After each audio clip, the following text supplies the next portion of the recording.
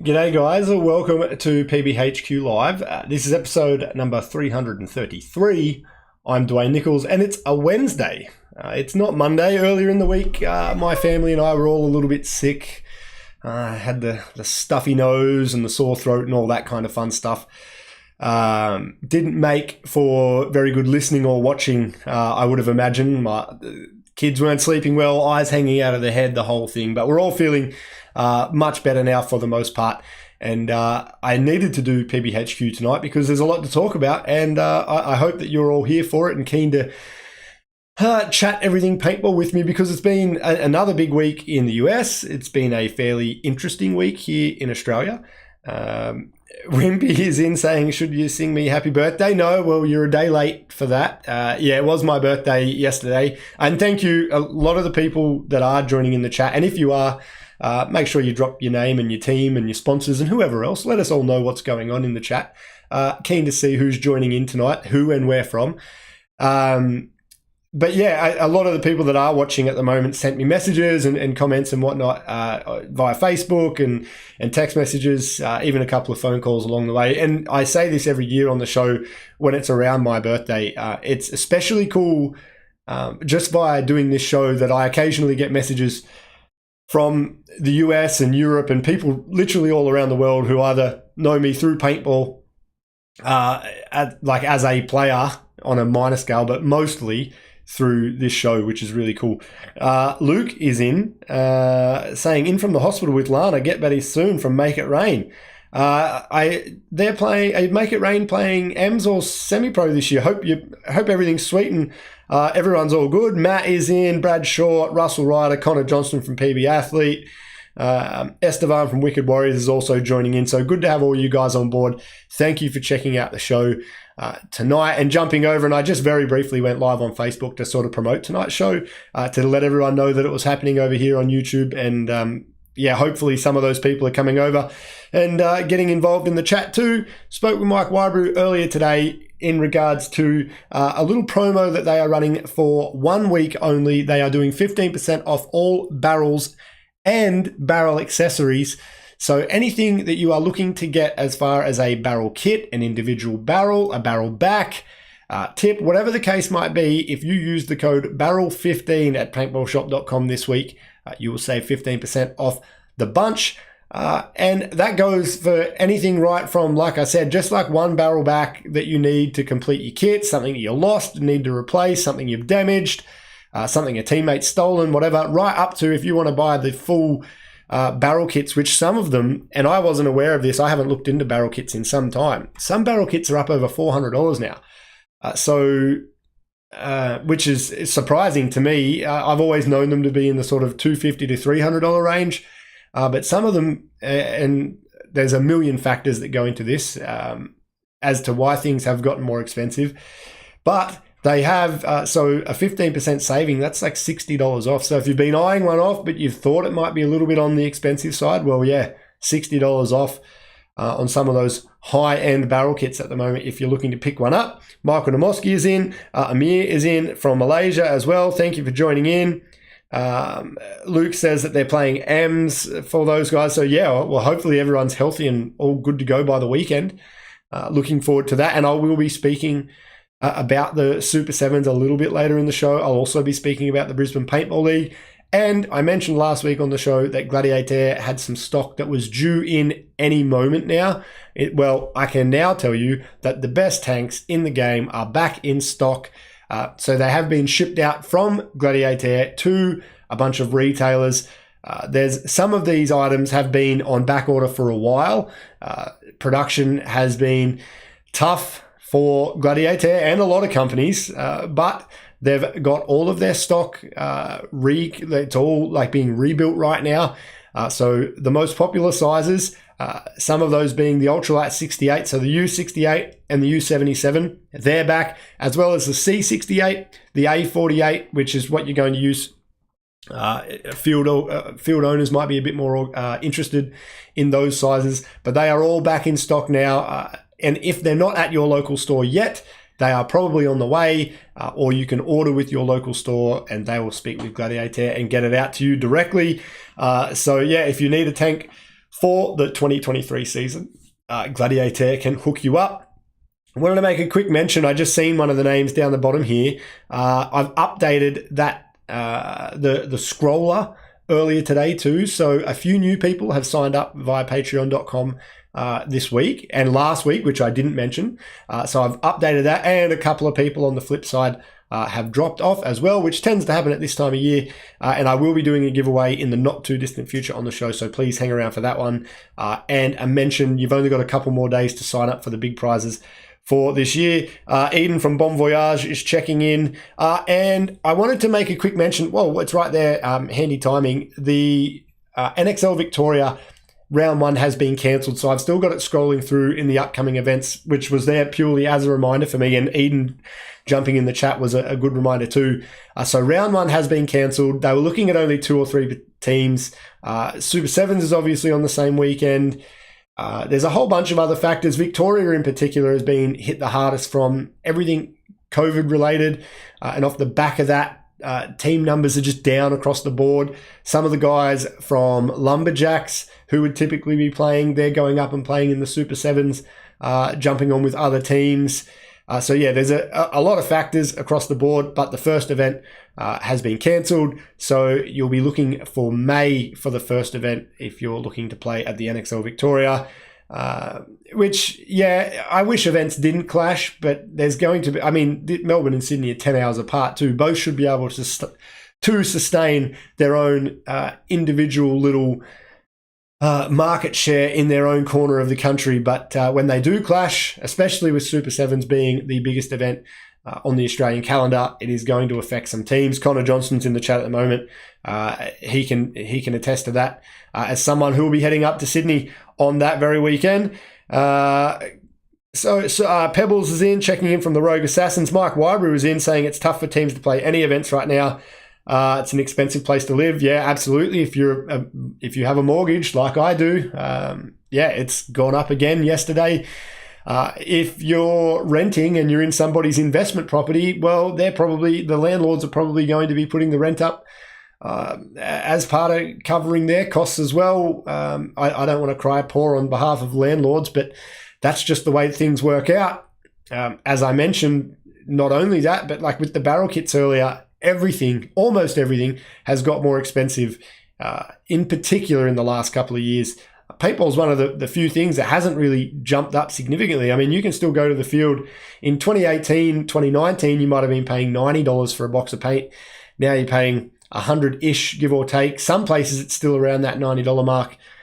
So yeah, paintball has stayed the same, but a lot of your other costs have gone up, which is making it tough for paintball. And I do want to probably delve into that a bit more specifically when there's not so much happening in the paintball world. I would love to get a bunch of people in and get their opinions on just that.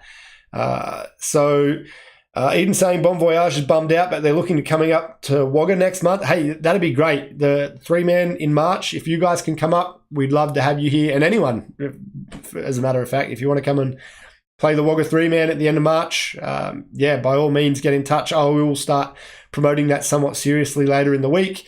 We're probably going to cap it at 10 or maybe 12 teams, depending. I've got to work out some scheduling. But yeah, we're keen to do that. And we'll obviously have a couple of teams from here in Wagga. Aaron saying, Rosso saying insurance as well. Yeah, I absolutely agree. So yeah, field owners, from our perspective, we don't want to charge more. We obviously are in business and don't want to go broke, but we want to keep it as affordable as we can for players, or at least I do. And it's a really conscious effort. But like I say, everything, and like Rosso says, everything is getting more expensive, and that has to be passed on somewhere along the line. So that's just the way that things are at the moment. In some news that's sort of flipping the script a little bit here, the Pro X-Ball prizes in the NXL, and not just Pro, but all the divisional prizes for World Cup specifically, have gone up incredibly. So if you are the first place prize getter, if you win World Cup in the Pro division, you'll win $40,000. That would have to be about 55 or 60,000-ish Australian dollars. Astronomical prize. it's probably about time, in my opinion, that the prize money is sort of catching up with the amount of teams they're getting across the pro division, across the divisional ranks. The numbers at World Cup, even through COVID, have been outstanding. So the income that the NXL would have been bringing in has been higher, and now that is flowing on to the players. This is only for World Cup. The prize money has not gone up for the other rounds. But what is also interesting, which was also, it was trialled last year in a similar but sort of different way, is that if you are in the pro division and you're one of the top 3 teams in the series ranks heading into World Cup, you will get a bye into the quarterfinals. So even if you play your 3 prelims and stink the joint up and go 0-3, you get a free pass into the quarterfinals. So the 3 top teams will be seeded into a pool of their own. The NXL Europe champion will be added to that pool, and they will only be playing for their seeding in the quarterfinals, not to actually make it. They will be guaranteed a spot in the quarterfinals. So that's interesting. Vicious saying it wasn't World Cup last year, 40. Not that I'm aware of. I think it was still 12 grand, unless I missed that last year, unless they made an announcement pretty late on that one. Hayden Campbell is in, and Connor saying interesting comments on these, where are season prizes and what's blocking teams just stacking for World Cup. Yeah, I don't know. They used to have a cutoff in the NXL at one point that after, I think when they were running 4 events, after 2 events that you couldn't change your roster, or you could only add 1 or 2 players to your roster. I don't know what the rules are heading for, into this year. I've not looked into it. It's not something that I'm going to be playing. I'm just going to be watching, obviously. So I don't know what's stopping team stacking. I also know that teams think that's a problem in the lower divisions with their various ranking rules. So, yeah, interesting to see how that plays out. Nigel's in from CZ Factory over in New Zealand as well. Got a few guys in from New Zealand. Good to have you guys on board. I know it's kind of late over there, so thanks for joining in. And in speaking of the pro division over in the US, there has been a couple more moves, a couple of big ones in particular at the top of the screen there. One announced just today. Harrison Fry will be joining Dynasty, so he's making his way over. He came up with the NYX guys, got his pro start with Thunder, spent some time on Infamous most recently, and he's filling some holes that have been made in the Dynasty lineup this year. So I like that. I think Harrison will probably be a good fit there. Seen a little bit of the Spick and Span show earlier today. Harrison's the type of dude that just lives and breathes paintball. He's traveled the world and sacrificed his job and career in other aspects of his life to commit to paintball. So great reward for him. Cozy Rev from the Russians, who I believe is US based now and bounced around in some semi-pro lines last year after leaving the Russians, will be playing with Revo, as will Colin Laster, who I'm not really familiar with, but he's coming out of retirement to jump on with the guys from Revo. And then Anthony Bowles, who was with X Factor last year, which I think was his debut season in the pro division. Well, he's heading over to Notorious, the new pro team, to help those guys out. So I'm real keen to see how they're going to go. They've added a couple of players in the last couple of weeks that have pro experience from other pro rosters, which should make their jump to the pro division a little more seamless. I mean, winning the semi-pro division is no joke either. So shout out to those guys. Wonder if he's trying to set the record for most red flags gathered across the season. Well, that seems, I don't know. There was a period of time where Harrison was a bit of a magnet for penalties, but I don't know if that's still the case. I didn't watch as much paintball last year as I have in previous years, so maybe he was catching a bunch of them. Will McDonald asking, where did Harrison land? Yeah, so I'm not sure. All I know is that he left NYX for certain. There was rumors that he was going down to the ML Kings, who are based out of Florida, so still on the East Coast. I don't know if that's happening. And I did see a couple of murmurs on the internet that the Ironmen were looking to pad out their team with a couple of existing pros. I don't know that the Ironmen and Hussein would be a mix. Yeah, and then that's the only other one is that the Russians might have been picking him up. There was also a rumor that Harrison Fry was going to go to the Russians at one point. Has that been announced? I don't know if that has. If it was announced, I definitely haven't seen it. I thought that the ML Kings was seeming like the most likely home for him, but a couple of people have said the Russians. So maybe I missed something along the way there, or maybe that rumor is just getting a little bit stronger. But the only reason I hope he stays in the Pro Division is just purely entertainment value. And if you don't already follow him on Instagram, go and do that too. Bit of entertainment. He's far from the best player in the Pro Division, but he holds his own and adds entertainment value. That makes it worthwhile watching. So, quick one here. Don't want to go too in depth on this. If you're in New South Wales, you may be interested. The Die Dam, which can be hopper fed, mag fed, box mag fed as well, I believe, has been considered illegal ever since it was made. The gun must be the best part of 10 years old, the Die Dam. But I was shown a bunch of emails earlier today from someone who got an email response from New South Wales Firearms and Fair Trading in New South Wales.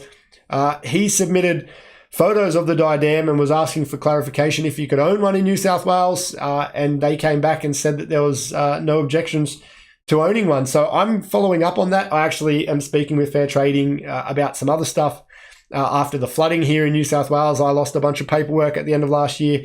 So I'm sort of going through that with them at the moment and trying to follow up on this because MagFed has been in limbo and in this weird grey area in New South Wales for a while now.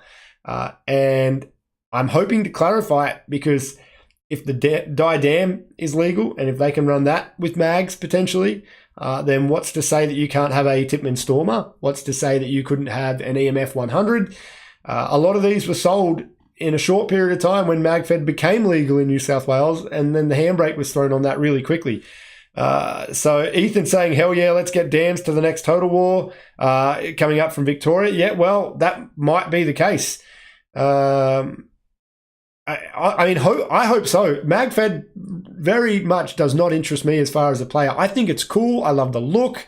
I love having the ability to not have a hopper. I totally get it for other people's play style. It's not something that I'm interested in. Even as a field owner, I'd be happy to sell a couple of Die Dams to customers if they wanted to own them and play some mag-fed stuff. It's not like high on my priority list, but I also don't think that it should be banned. I can't see any good reason as to why that it is banned. The only thing that's going to happen with mag-fed paintball as opposed to hopper-fed paintball is that people are going to shoot less paint because most mags hold 20 to 30 paintballs at best. So you can only shoot that amount before you have to reload. There's no way that it conceivably makes paintball any more dangerous. The appearance thing, it's still got to have an air tank. It's sort of a bit of a head scratcher as far as I'm concerned. So I am following up on that. Hopefully I can have some good news. And I know that Mike Wybrew has been sort of fighting the good fight on that front for a long time. He could probably tell you all a lot more. I have spoke to him about it, but not in any great depth. So Wybrew saying none of them should be banned. It's bloody stupid. Rosso saying no, MagFed is a completely different game. And Pebble saying it's a slower style of game when MagFed. Yeah, and it adds more tactics. I get all of that. I would run MagFed days. I've got no qualms with that whatsoever. I just don't understand how someone, and you've got to sort of think this through. It's going to come across someone's desk who works an office job, who may or may not even have ever stepped foot onto a paintball park or paintball venue. They will have almost certainly never played a scenario event or a tournament. And they're given a picture of a gun and a paintball marker, paintball gun, whatever you want to call it, and they have to decide whether it's an imitation firearm, or if it can be used in games in their particular state. And this happens everywhere, not just New South Wales. But how is that person determining that the Die Dam is dangerous, for example, or too dangerous to be legal, but then they'll allow the Super 7's Pro Division to shoot 15 balls per second out of CS2s and CS3s? And Luxes and MacDevs and whatever, M3 plus, like what, it's just, it really boggles the mind. Alex saying MagFed can be much more dynamic and faster playstyle the same if you're not waiting for some fella to empty his hopper before you push. Richard Burian just joining in, Ryan Bennett.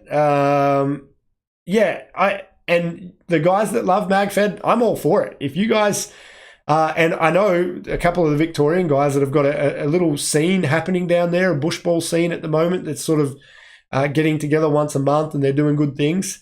If you guys are doing MagFed days and everyone's keen on that, I think it's sick. And I hope that if fields want to offer that in New South Wales, that they can. And yeah, Wimpy summed it up perfectly there, mate. Somebody think we just need the Simpsons meme to come in. It is. I mean, it's more kid friendly, ultimately, isn't it? All right. Before I do the Super Sevens and Brisbane Paintball League preview, I know a lot of you will be checking out tonight's show for the giveaways. So I've got a list here with 95 people in it, and this list will actually become a little shorter as of next month. A couple of people have cancelled their subscription in the last couple of days, but they're still eligible for this month. So if you are on this list, and it's a pretty decent list here, 95 people, you are a chance of winning a HK Army Sonic Loader, as it says up here. 2 will be given away. The list will be randomized 3 times, and the names in the number 1 and number 2 spot on the third and final rotation or roll will be the winners. So the names in the number 1 and 2 spots. So begin. They're going to deduct $1. I've gone above board. If you haven't followed a giveaway more recently, you can do this for free, which I used to do, but I now do it as a paid thing, and it keeps a log of everything. So if you ever wanted to know what happened in a giveaway in a previous month, I can recall it all now, which I wasn't able to do. So Michael Simpson from here in Wagga was there on the first roll, but that doesn't count because that is only the first roll. We need to do it a second time, randomizing. So Chris Wood, again, this is round 2. I'll highlight it there. Does not count right now. And if I drag this up on the screen here, you'll see my final round button highlighted in red. I will click that. And the names in the number 1 and 2 spots are Damo Duggan and Nathan Clark, both from Melbourne, down in Victoria. Those guys will be getting a HK Sonic Loader. Damo used to watch a lot on Facebook. I don't know if he will have made the jump over to YouTube now that I'm doing the shows over here, but I will get in touch with both of them and make them aware that they have won themselves a new loader. And I hope that when paintball shops send it out to them, that they might be able to do a little review for me. I'm pretty keen to see how these loaders play out. They're like $170-ish. And from what I can tell, they're pretty comparable to a lot of the high-end loaders at almost half the price. A couple of rigged comments. Yeah, well, this is why I've gone above board. I will accept bribes, but I can't guarantee it'll help you at all. Chris Dickens saying congrats to Damo and Nathan. See, he's an above board gentleman himself. And Richard saying, how do you like the artwork on my car? Yeah, mate, I was, what's the word? Flabbergasted, shocked, taken aback.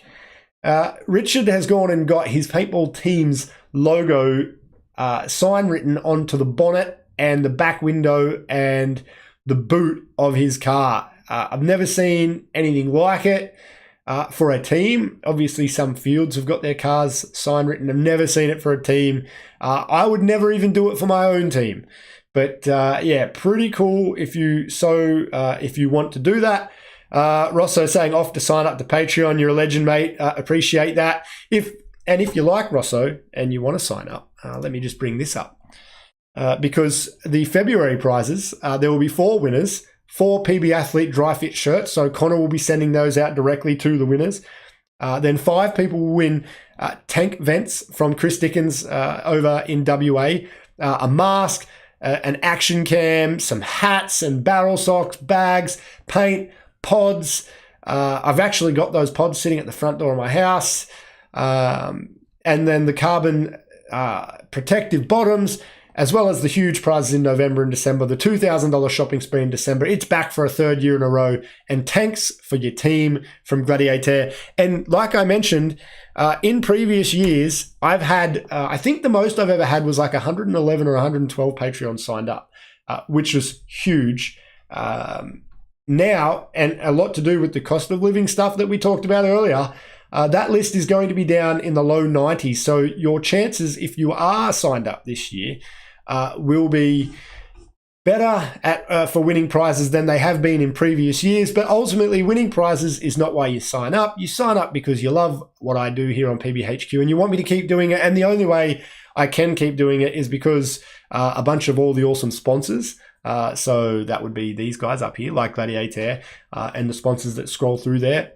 They help me out and the patrons help me out. I just can't do it any other way. It takes too much time away from my time at the field, where I should be investing my time probably into doing this, which is my passion project. Brad Short saying, need photos, please.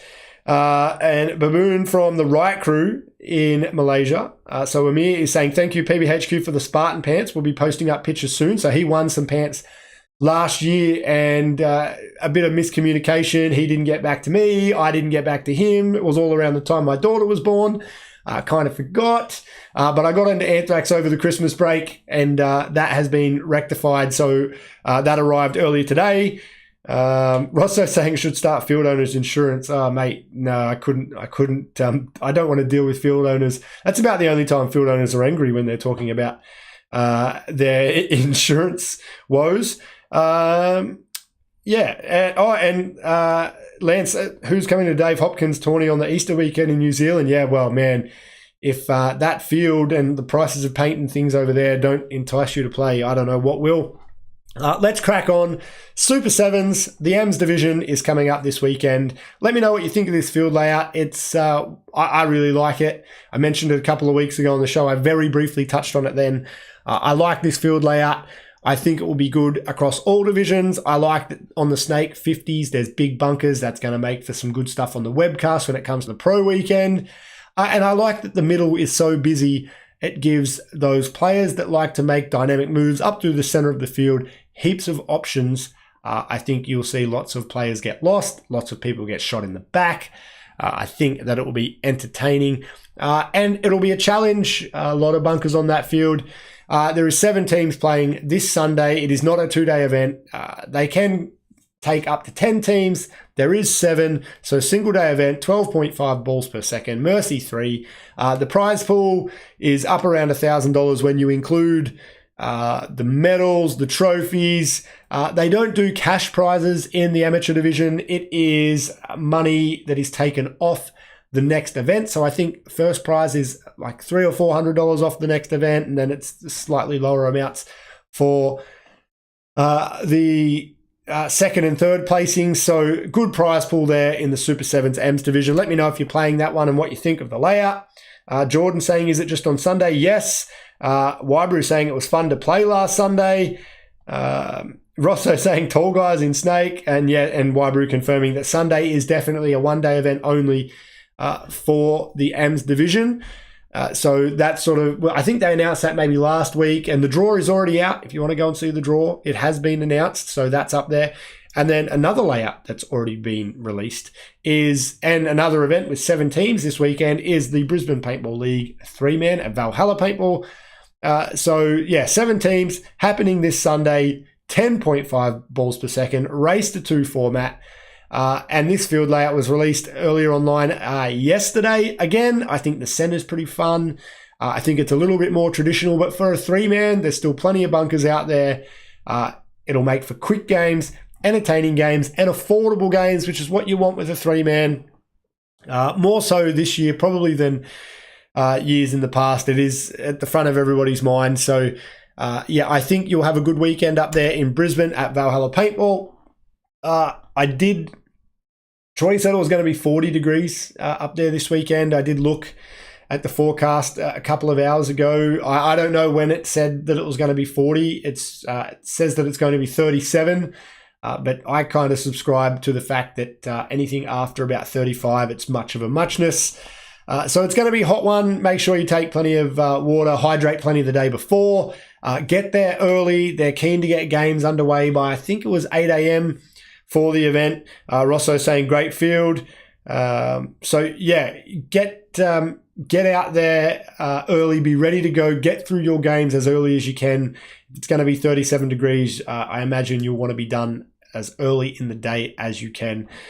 So you're not going to be absolutely destroying yourselves out there in the heat. And the games are short and it's a 3-man format. So if you had to play in ridiculous heat, a 3-man with quick games is definitely the way that you want to do it. Lachlan saying the sevens layout was super fun at training on the weekend, like a pinball machine. That's an interesting way to look at it. You've got to have your head on a swivel, I can only imagine. And what, Lance saying, what BPS is my favorite? I loved playing at 12.5 when we were playing semi-pro at Sydney. I like 10.5 because it's uniform and that's what almost every league in the world does. And I kind of wish that the Super 7s and any other league, not just Super 7s, but I know Coffs do uncapped semi, which is a cool concept too, but I'd sort of wish that everyone would just fall in line with something and stick with it.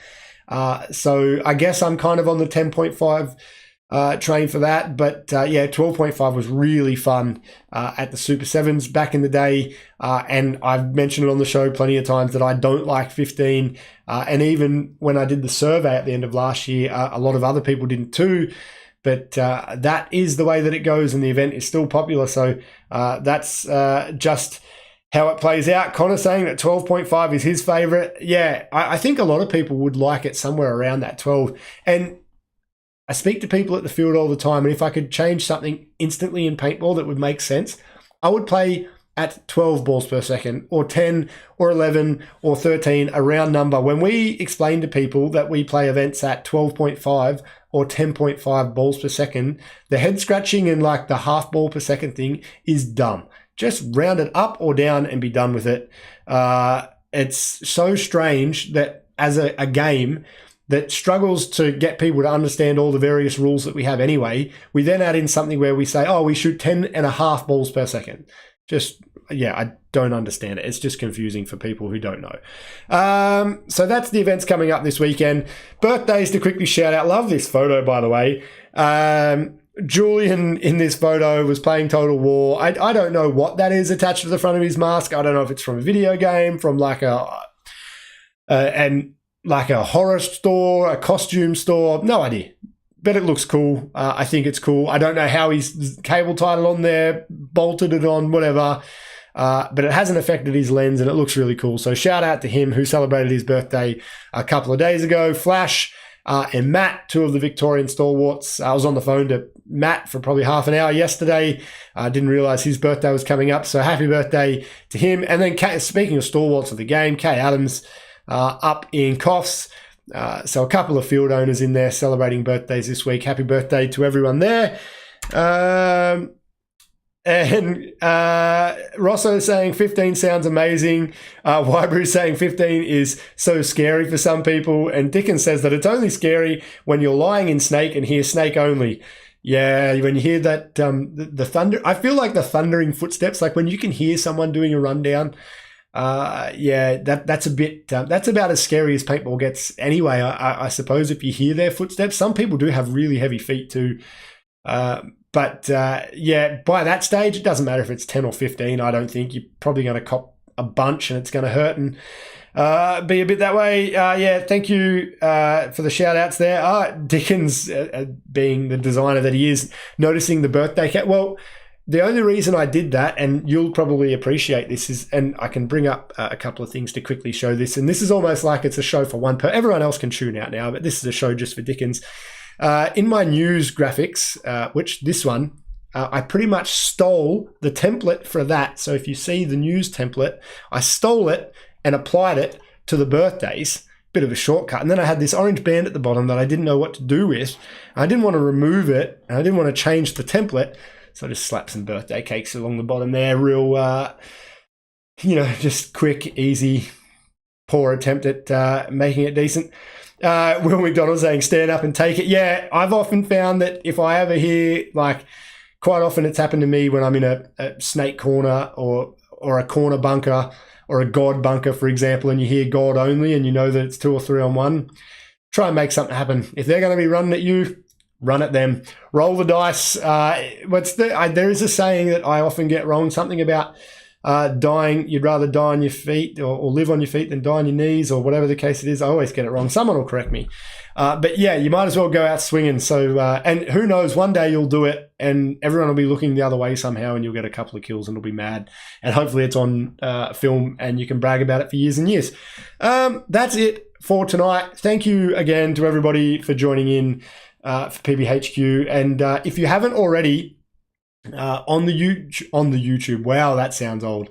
On YouTube, like this video, subscribe to the channel, and share it around on your social media feeds, whether that's Facebook, Instagram, whatever the case it might be. Share it around. I'm still in the process of making people aware that we've made the move over to YouTube now. So I hope that we can get as many people aware of it as possible. So if you can, yeah, hit that like button, subscribe to the channel, and share it. I would appreciate that. That's it for tonight. Yeah, that's what you get when you're a Patreon, a one-on-one chat. And if anyone else has one-on-one questions that's a Patreon, hit me up next week and I'll give you 30 seconds of your own time here on the show. Thanks for checking it out, guys. I'll do it all again next week. I'll be back on Monday next week too. But thanks for joining on a random Wednesday this week. All right, guys, have a good week. Bye.